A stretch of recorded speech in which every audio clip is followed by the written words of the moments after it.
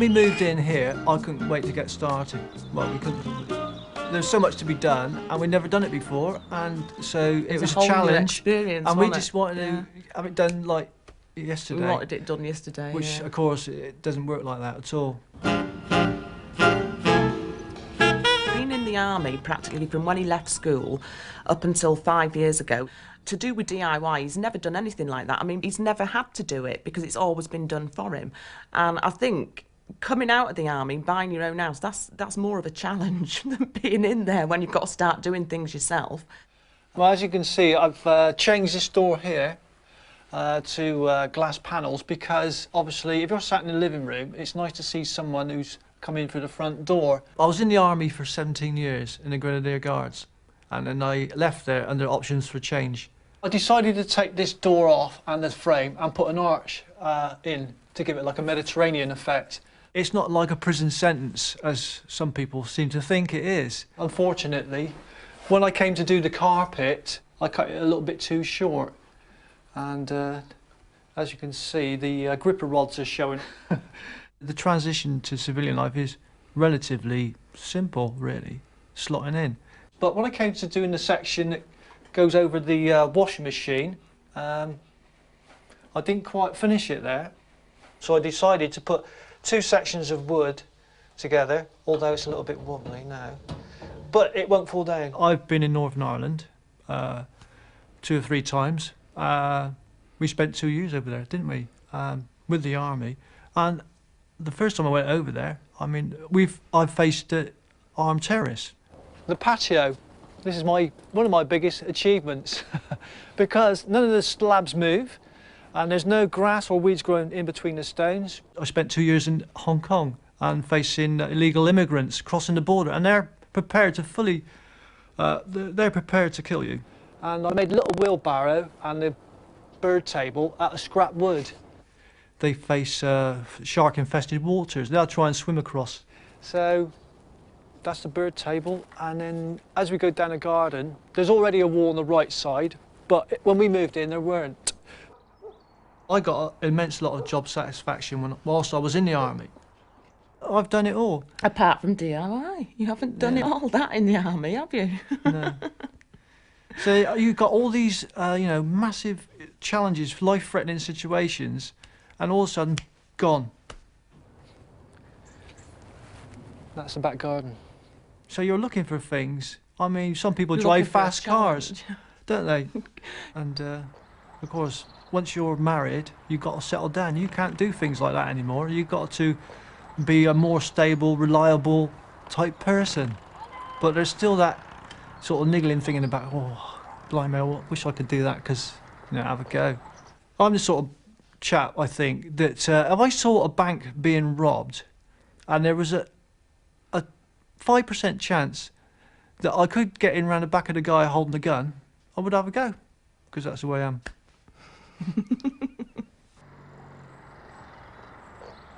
When we moved in here, the priority was to do the kitchen and then everything else sort of like after.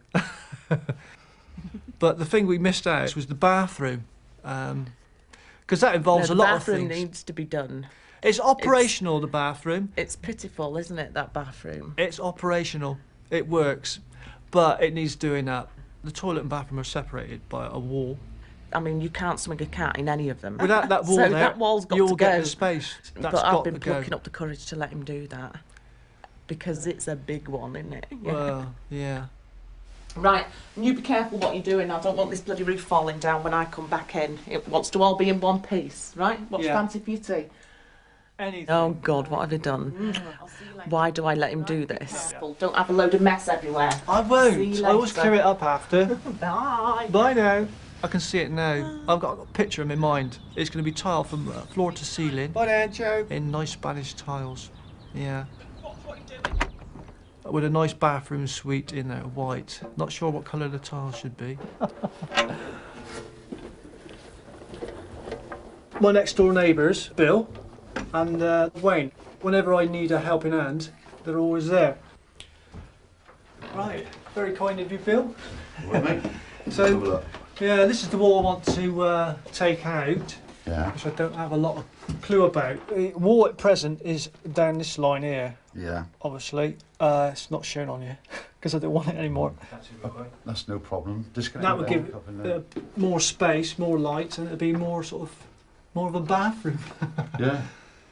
This one? Yeah. This one's got to come off as well. That would take a lot, though. No, we can see that. And that's it. All it comes down there. And then tiled floor to ceiling with Spanish tiles. I've got a thing about Spanish tiles. Right. Si, senor. Si, senora. Shall we get it going? All right? Yeah. All right.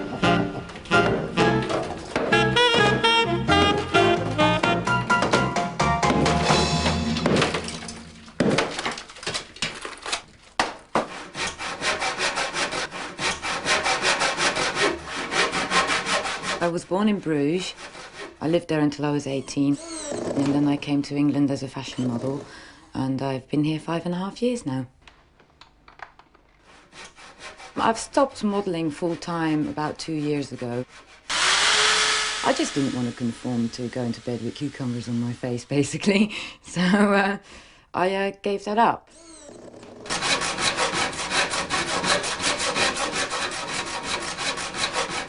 At the end of my modelling career, I used to just go and get a bucket of paint and start painting. It was kind of a therapy thing for me. It was just, oh, I need to do something. I need to channel my energy. I'll just paint, my wall orange. And it was kind of the whole flat ended up looking like different mood swings. Every colour of the wall kind of represented a stage in my modelling career.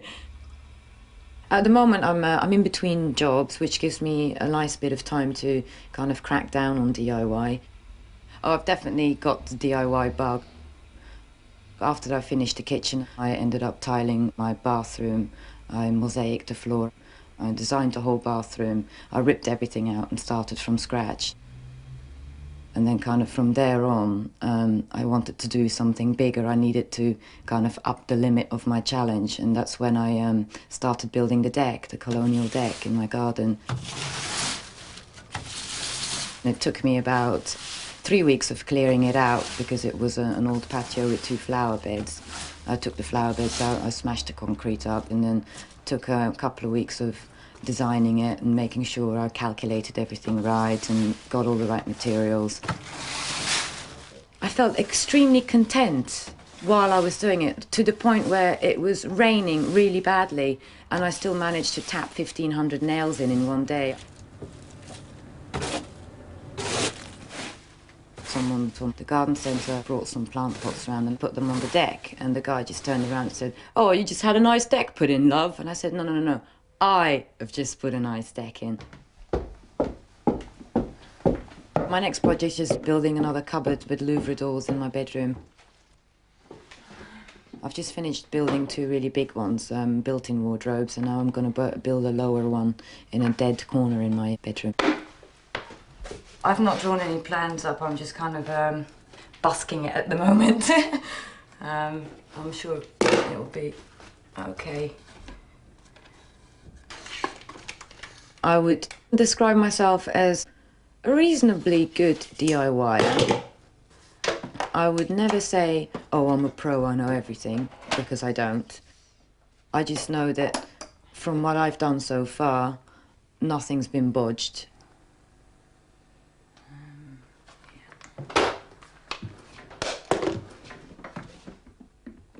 When I moved here, I got some professional people in, and I didn't find that they were doing the job like I would have wanted them to do the job. So I looked a lot of them, well, I sat on them like a hawk, basically, and thought, well, I think I can do this myself, if not better.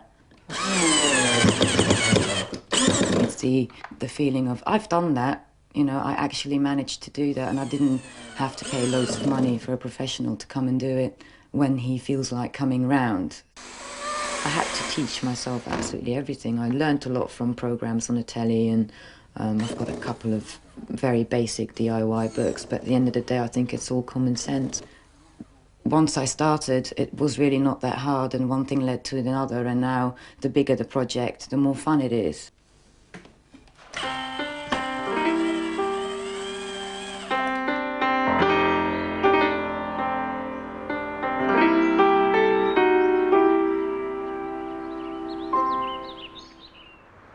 At the moment, I'm making a little 3-ton pickup truck.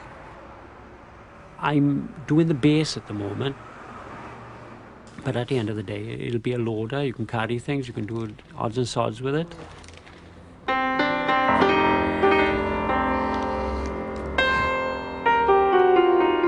The way I do it is as cheap as possible. I go to the scrap yards, places like that. I've been on a building site, and I've gone in and I've asked for the old shuttering ply, which was gone, would have been chucked in a skip, and it would have been waste anyway. So of course, they said, yes, it's all right, have it, take what you want. According to the computers in the employment exchange, I'm unskilled. It's virtually non-existent around here anyway, for non-skilled work. My father was a face worker in the pit, and he suffered for it. He suffered 12 years in bed with all sorts of complaints. You name it, he suffered with it. I thought, why should I do that? Why should I give my health for the pits? What real satisfaction at the end of the day do they get out of it? They cast on the heap at the end of it. They've forgotten about in society, and they worked hard all their bloody lives. I valued my health more important than working in the pits. There was alternative work to do. I chose to do that. Now, I didn't always stay back home in the valleys. I travelled to where there's work. I went up to London. I had good jobs up in London, jobs I just wouldn't get back here.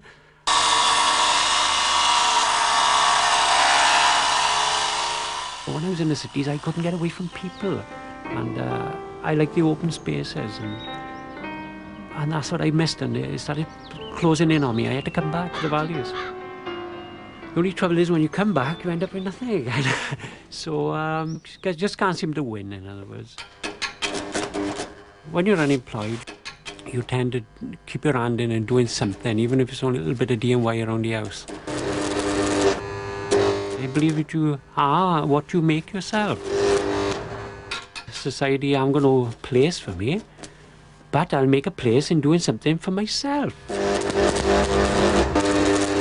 So I got to start somewhere, and the pickup truck is a start. It's a run in the ladder. What will come out of it is a bit of a gamble, but I got to start somewhere, and I'm making an effort to do the truck up at the moment.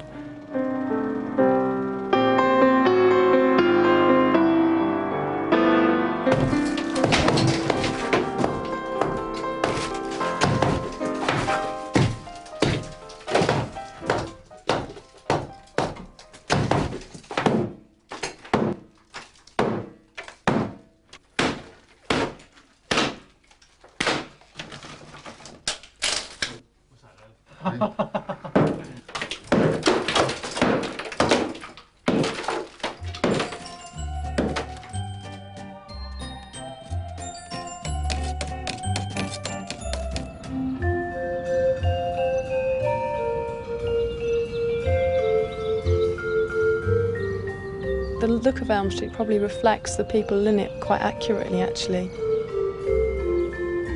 It's such a mixture of people. There's a clown, and there's a playwright, and there's a solicitor, and there's a doctor, and there's just all different sort of people, but we all get on really well. And I think we inspire each other. The DIY has certainly been a really key element in this street, because we've got a bond now, we've got an identity. Community spirit is really important to me, and when you find it, it's just like magic, it's like gold, it's just priceless. It's so nice that you think, oh, I fancy a cup of tea or a chat, or I need a paintbrush, and you can just, oh, who should I go in and see?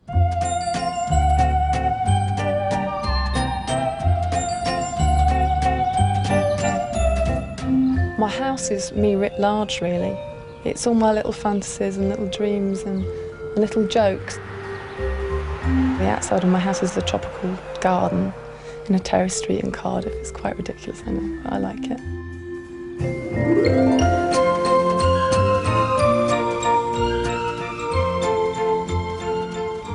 Hilary hasn't been here that long, but she was part of the painting house movement this summer. She painted a house a really lovely shade of mauve. It's really pretty.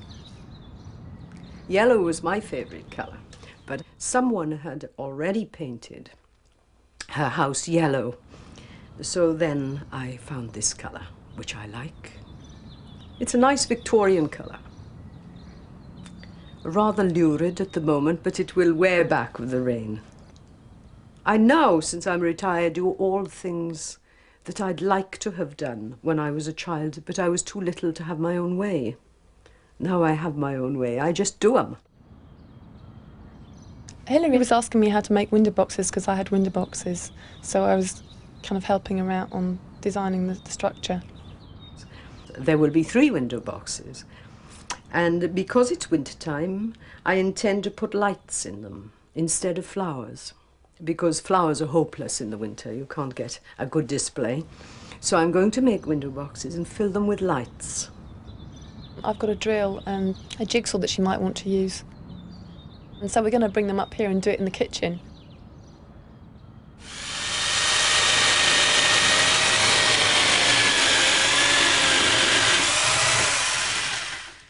Well, I do my own DIY mainly because I'm short of money.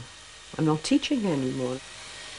I know how to make a window box because I looked it up in a book. I know how to do most wood joints because I asked people to show me how. It's as important to know how to do that as it is to know how to cook and sew. This is going to look so good. We do the end? Strong. Yes. I must make various patterns on the outside too, because in the day the lights won't be seen, but the patterns will have to be seen, and I intend to use stars because stars are my favourite shape. There's something very satisfying about this drilling. I feel happy when I've achieved something, and particularly because other people will notice and other people will say, "How did you do that?" And I like to tell them how I did it. So I'm pleased. I'm very pleased. I'm pleased that I'm fully able to do it. Shall we see the other side? Ah, well, I think We won't be used to we're not, and I think the D Do you want me to sound it down? goes down. I think. See how much there is now. But they're all still up. I'm enjoying myself now, so I must bash up.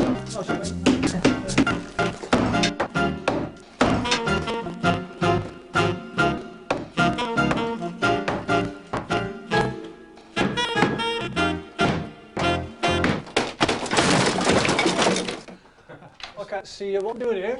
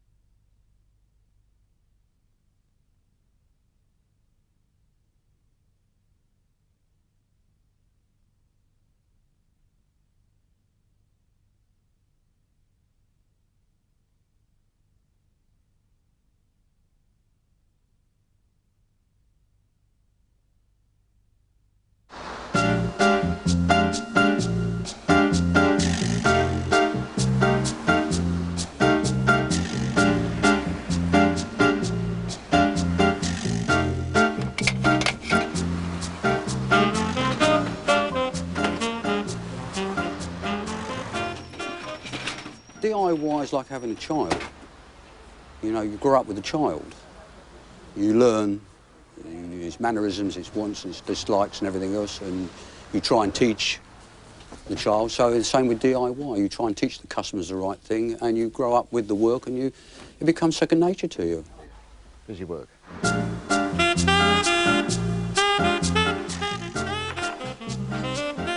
5/16 hours we got out the front. Yes. I want to go 30.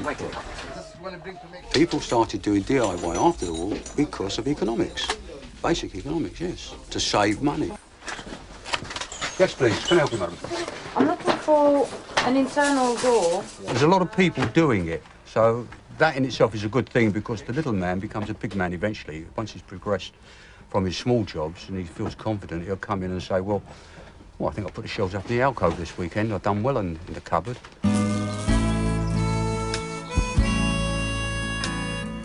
It's been a disaster from 1952, and the last one was with my knee. New Year's Day, 1998. I fell off a ladder and fractured my kneecap right through. And then there was the other time I was getting the paste table out of the loft. That was in another bungalow. I got out. I got to the corner of the loft, and I fell through the loft door onto the top of the wife. Knocked her flying into the lounge. And she started crying, and I thought she was laughing. I said, what you laughing for? She said, I ain't. She said, I'm crying, you've knocked me right across the floor, and there was lying against the back wall. And as luck happened, I didn't hurt myself then. If he done hurt himself for a week, then it's something wrong. I mean, like, when he used to test the swings for us when we was kids, rope would snap, tree, branch, he'd fall down the tree, he'd do something. I mean, when I fell off that bridge. Oh, you fell off a bridge. Hey, did you fall off a bridge?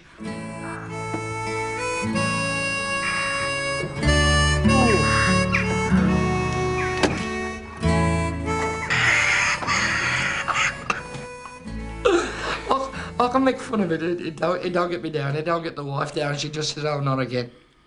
You know. She had a lot to put up with in 44 years, I tell you. He don't seem to have any of this. I don't think it's because he's more careful. I just think the bad luck happens on my side. But he finished up doing all the best kind of work. You know, all this major do-it-yourself that he's done. If I'd have done it, I'd have been more than likely dead 20 years ago.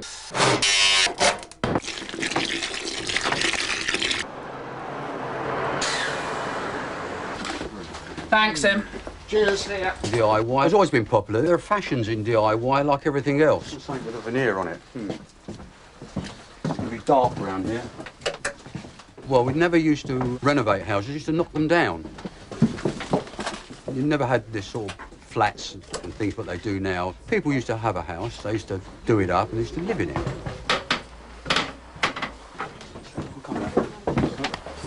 Yes. They had a fashion years ago. They used to flush their doors over with hardboard. What's it for, actually? And people were always doing it. They were always doing something. Then the fashion changed. Somebody came along and bought the house, ripped all the hardboard off and renovated it back to what it was period time, you know. Guy, the pen's broken, I'm just trying to fix it. So DIY is a continuous thing. Anything else for you? No, thank you very much. And that one. Brilliant. Okay. Thanks a lot. There you go. Bye-bye. Bye. DIY is quite a British thing. In Belgium, where I came from, people just tend to get someone in to do the job. Like when I go home and my mum says, oh, could you do this or that for the house? I really wouldn't know where to go to find the materials. There's very few. In Bruges, there's probably only one DIY store, which is very small in comparison to any major store here. That's the cupboard. Now all I have to do is put some beading around it to kind of finish it off. I'd love a Black & Decker workmate. I would love different sanders to get into small little corners. I'd love a router. I've got this thing about a router now. I must have a router. And an angle grinder.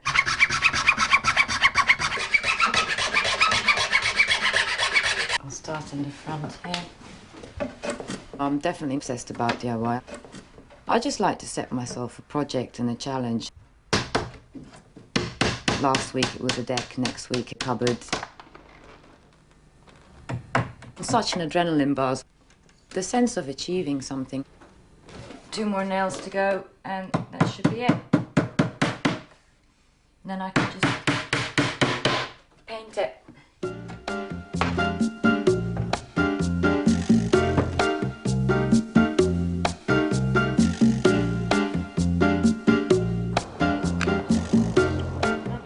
my original thoughts when we first bought this house was this was going to be our castle, and we're going to do what we want to it, and we're going to have it exactly as we wanted it. So Karen works out all the colours, what's got to be done. Moi does it. I've saved over £1,000 on what I've done so far, so I'm not going to rush it, I'm taking my time.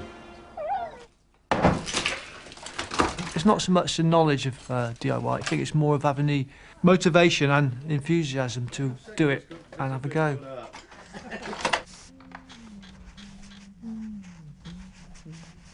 At the end of the day, it's just a bit of fun, and as long as it keeps me happy, then, you know, that's the most important for me. It really calms me down. And I like the creativity of it, because I never really have been creative before.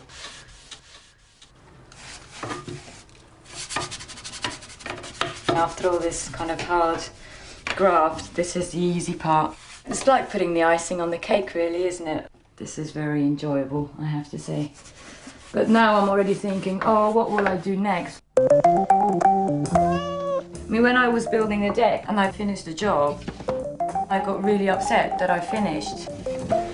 Kind of like, oh my God, what am I going to do now? I just like to be content in myself, just happy where I am, what I'm doing. And I mean, I'm only 25, it's very hard for me to kind of look too far into the future. I never know what's around the corner. Never.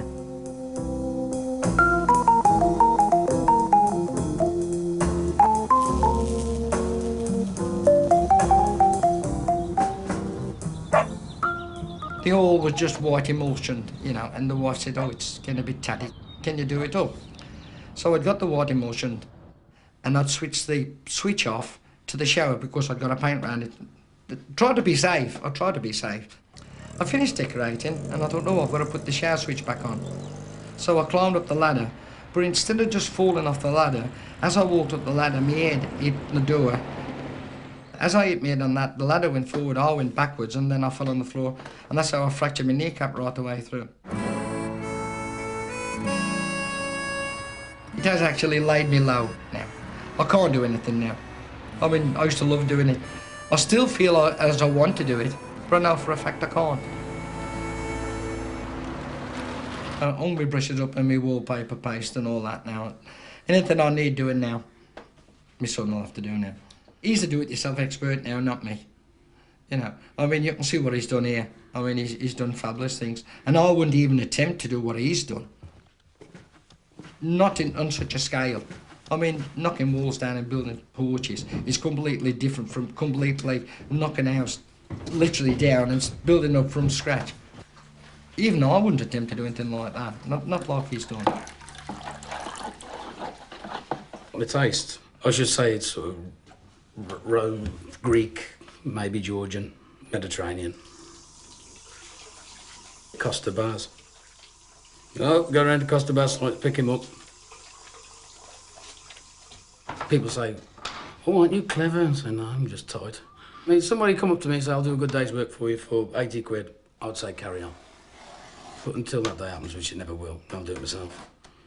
The bloke in the Yellow Pages, you ring him up and he quotes you a price just to come, £25. That's just to come. Well, at the time when I started doing it yourself, I was only on £17 a week and I had to pay my mortgage out of that. So it was practical. I had to do the things myself to save money.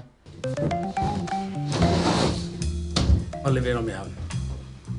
There was somebody staying here, but she wouldn't get out of bed and I couldn't decorate the room. I know it sounds callous, but it's had to be sort of, ta-da then, so I can get on with the room. It sounds horrible choosing DIY over someone. If she'd slept in another room, it'd be fine, but I just wanted to do that one room and she'd never leave it. So, no, I'm here on my Todd. Ooh, he's a hell of a catch. There ain't no doubt about that. Because they'd never ever had to pay anybody to come and do anything, because you'd do it for them anyway. But I think it'd be very, very hard to find a girl that would appreciate living in the middle of a building site. He ain't happy unless he's doing something. It keeps me right down. It keeps him going. He's like me when I was his age. I was a workaholic. And, you know, if I wasn't doing one thing, then I was doing something else. I mean, I'd be working 7 days and I'd come back and I'd do something up the garden or do something in the house. But he's more into it than me. He actually builds buildings as I just like alter them.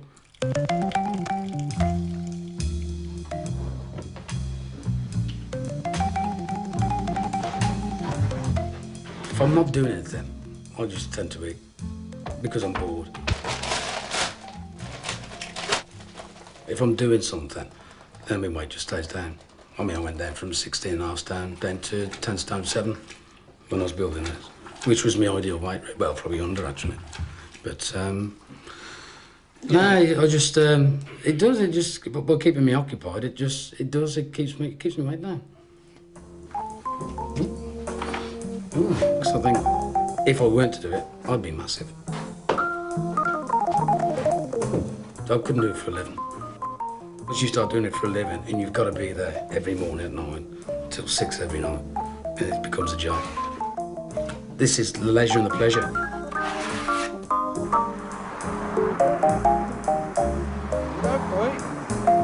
You get a great lot of pleasure in doing an old tandem, an old bike I got. It's got to be about 80-year-old. A bike like that, chucked in a scrap like it was a crime.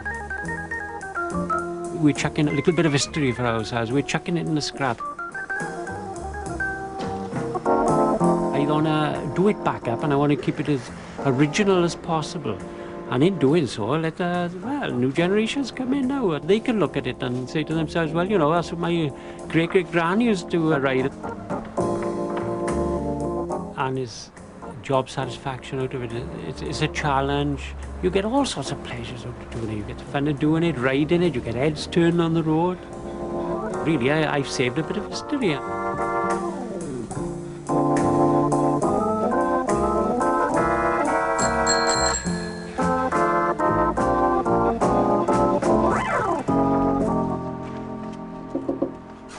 Open the door, ma'am. Well, I've been married. I've had all sorts of problems where it's all left its marks on me.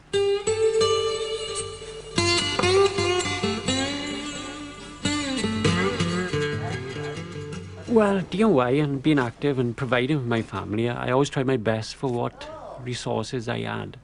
Now, my first wife, we was given a chance with a freehold property.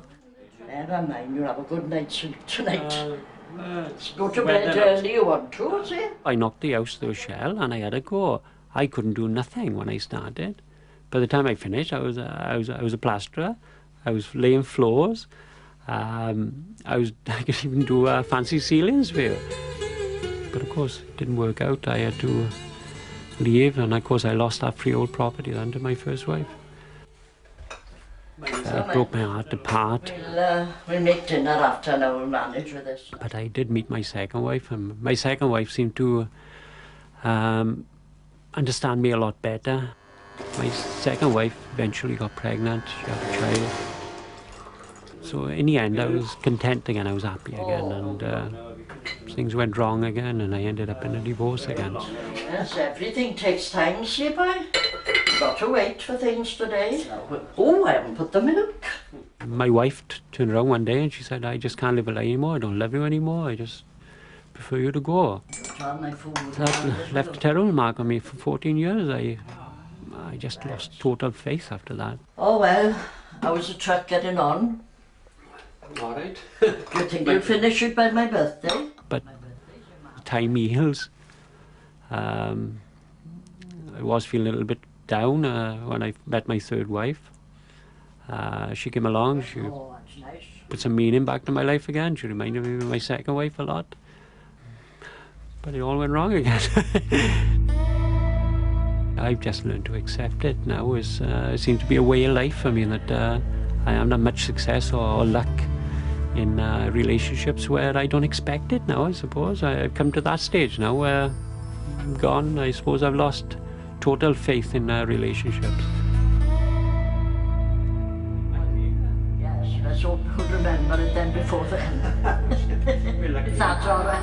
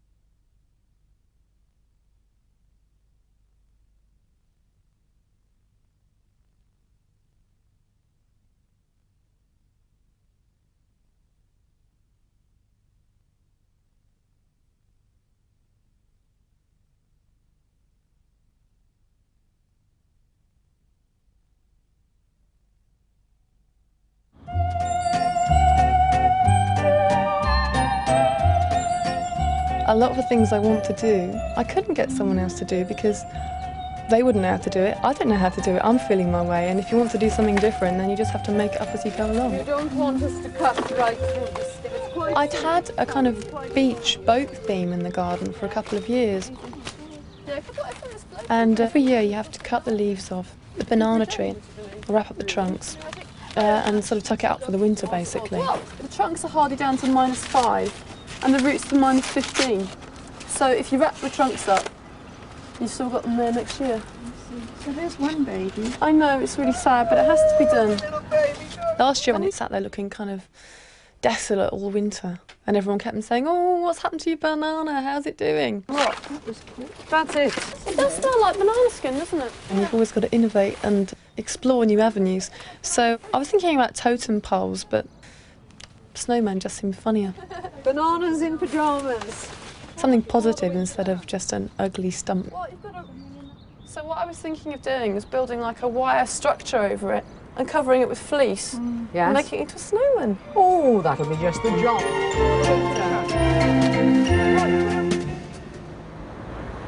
In Britain, there does seem to be more of an impetus to conform in other places. And it is extraordinary the extent to which people will do the right thing. As soon as people get permission, that's it, they break free, and it's lovely to watch. Where's to be sensible? I always want to theme and style places, and really, I think I do need to create my own environment. Some of my ideas are such flights of fantasy, really, because I've never been told that you can't do things. I've always been told that you can. It's always possible. I hate the way it bleeds. It's really sad, isn't it, when it cuts? It always survives. Well, I say always. Has so far. It's really nice, actually. In the spring, people start coming past and saying, "Oh, it's coming back, it's coming back." I got this down the hardware shop's really good. And the woman in there, she was saying, "Oh, what are you doing with it?" And I said, "I want to cut down my banana plant and build a snowman." Do you know what she said? What? "You live in Elm Street, don't you?" Sculptures. A dancer, an angel. I could do a Ooh, snow an angel. An angel. Snow Oh, that's a angel. lovely idea. I like that. I think maybe we might need some kind of internal structure. No, it'll look, once we've got it covered and we've got a head on, and the shades, of course, and the flowers, it'll be sorted. Where I couldn't afford a saw, I made a saw. Where I couldn't afford a boat, I made a boat. If I want something like a vehicle, I'll put one together, bits and pieces, and I'll do it out of the scrap. I won't have the best of everything, but there on the other hand, I won't go without either.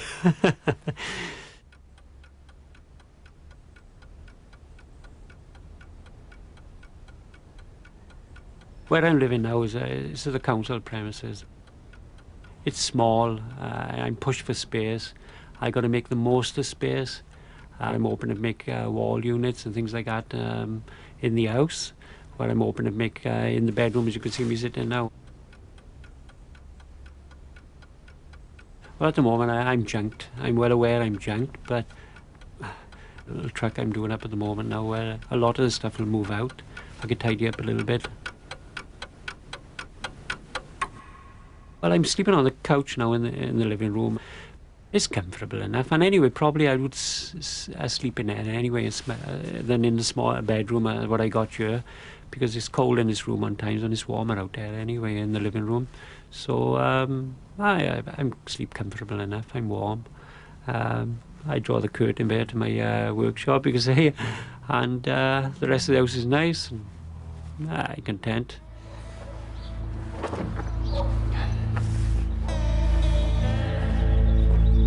My idea of an ideal home would be somewhere out in the wilds, you know, away from people, bit of space.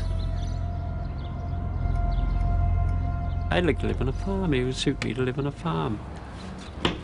I'm deep down a bit of a loner, really. I usually bury myself in what I'm doing anyway, you know. I socialise to an extent, but I don't socialise to that degree where I'm a great lover of it. So a farm or something like that would suit me well, you know, getting away from people.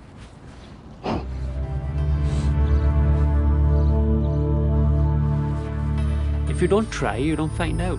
It's like anything.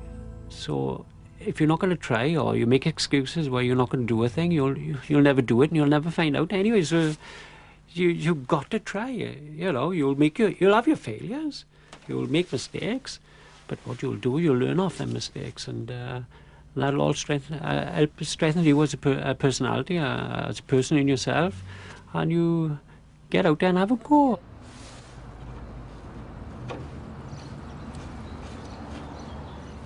I'm having a go in my own way, which gives me some sort of satisfaction, and I'm settling for that. I don't expect any more. If I expect too much anyway, I might get disappointed, so I settle for what I do, and I do it as well as I can.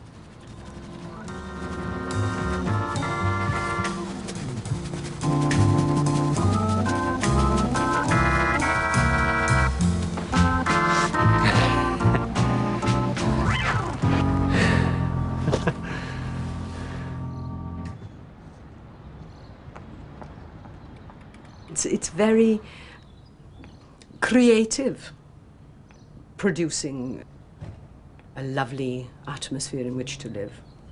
It's as creative as producing a painting.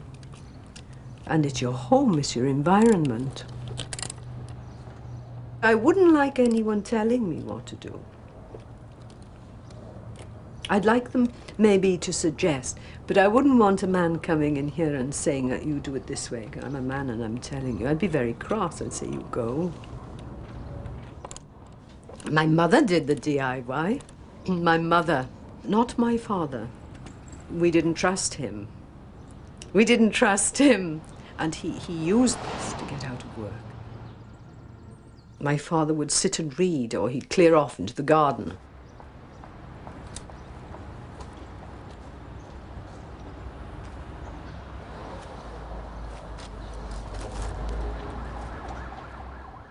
Well, hopefully I'm at the very nearly almost finished time to spray stage. I'm quite happy with it, but I haven't done this before, so I don't really know. Time will tell. I've used loft insulation, and I'm going to spray it, and I'm hoping that's going to kind of seal the fibres in. I think there can be something quite meditative about DIY. All the other things, the other stresses that you have to worry about, go by the by because you're focusing. It's almost like a little mantra, okay? Hammer the nail in, paint the wall. If you do something different, very individual, people focus on you and say, why did you do that? So I think it's really exciting when people sort of get the message that you can do what you like and the world isn't going to go crashing down. And one of my neighbours down the road, they had a little DIY secret in their garden, which I only found out about this year. I think it's just absolutely amazing and completely awe-inspiring. We go to Greece every year on holiday because we live it. It's our second home, or we call it our second home. So we started off with a plain white wall out in the back garden, and we thought, this is boring, let's paint Greece on the walls. We just enjoy Greece. So we brought a bit of Greece home with us, and we built a taverna in the garden. And every year we add bits to it. And we sit in the summer and pretend we're on our holidays. Yeah. Even in the rain we sit out and a glass of wine. It's just find it very, very relaxing.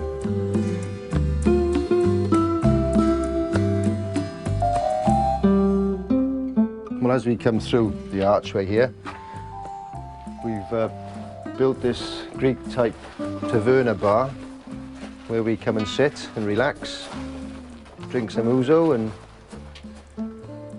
with the children. We eat all of the meals. In fact, during the summer very rare to go into the house at all. We've even, there's a television that we bring out and we sit and watch the television. It's just something that keeps us occupied. We'll sit out in the sun in the day, and then as soon as the sun draws, we're in here to eat, and we sit out all night. Where should we go? I vote Greece. Yeah, me too. Greece. Yeah, me. I'm not going to.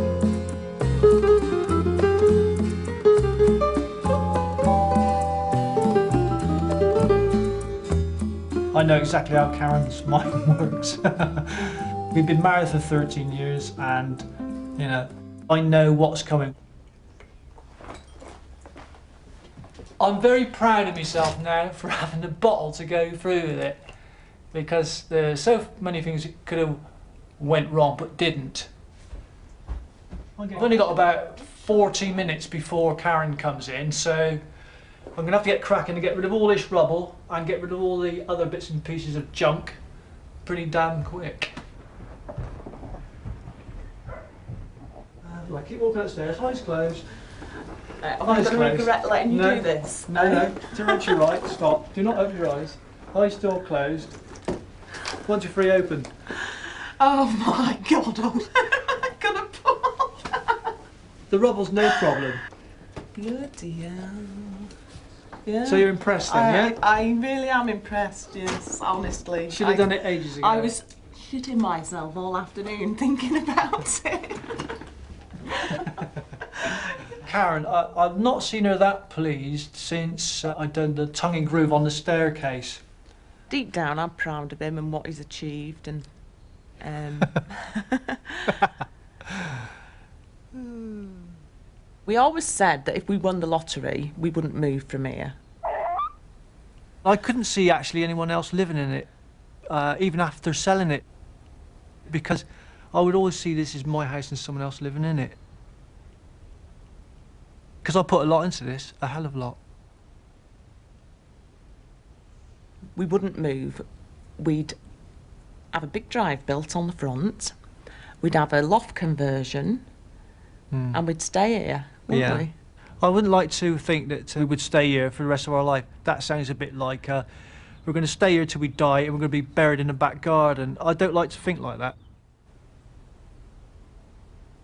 If this house was suddenly flattened with a big nuclear explosion, my life wouldn't be at an end, because I would look how to start rebuilding somewhere else. DIY is a never-ending thing. You can go on, and your home will never be sort of like perfect.